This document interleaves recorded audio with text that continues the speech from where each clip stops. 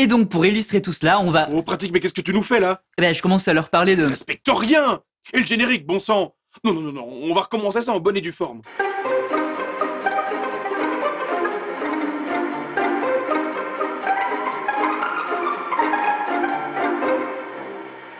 Eh bien, bonjour, mes petits...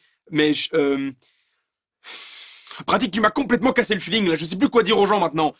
Eh ben, on va parler de construction d'histoire, là. Je suis saoulé. Et oui, il y a des règles pour construire une histoire.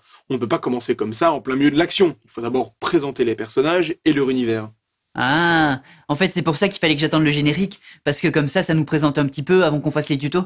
Exactement. C'est ce qu'on va appeler l'exposition.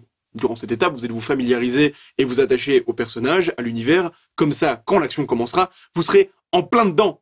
Et juste après cette étape vient... Le sujet du tutoriel. Non. Enfin oui. Enfin, je veux dire, en général, viendra l'élément déclencheur. C'est ce qui va lancer l'action. Donc du coup, c'est toujours toi l'élément déclencheur, parce que t'annonces les tutos.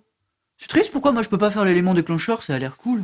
Bah pour le coup, avec ton dérapage du début d'épisode, c'était plutôt toi l'élément déclencheur.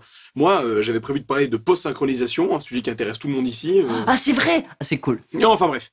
À partir de là, le ou les personnages principaux vont tout faire pour atteindre leur objectif. C'est ce qu'on va appeler les péripéties. Ouais mais nous on n'a pas de péripéties du coup, vu qu'il y a rien qui nous empêche de faire les tutos. Si, toi, avec tes stupides interruptions... D'accord, si monsieur le prend comme ça, je dis plus rien. Merci. L'étape suivante, c'est le... Bon. Pratique. Pratique! Bon, tant pis, je ne céderai pas au chantage. L'étape suivante, c'est donc le climax. C'est le moment où la tension est à son comble et où on se retrouve face aux gros obstacles. Le dernier avant que tout se résolve. C'est le moment où il y a le plus de suspense. Pratique, lumière! Non. Ah, tu réponds.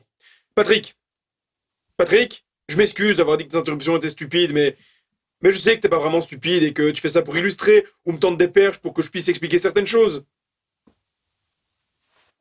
Pratique! Tu es pardonné. Voilà. Après le climax vient la situation finale.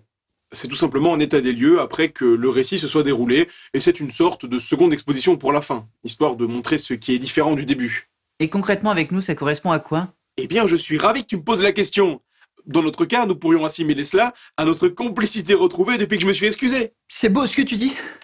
Enfin juste, j'aimerais revenir un petit peu sur l'étape des péripéties. On n'a pas trop le temps là, fais vite. Attends. Du coup, vous allez devoir faire attention à la façon dont vos personnages passent ces obstacles. Il faut que ça reste crédible tout en étant quand même pas trop prévisible. Et pour ça, il y a un outil très pratique.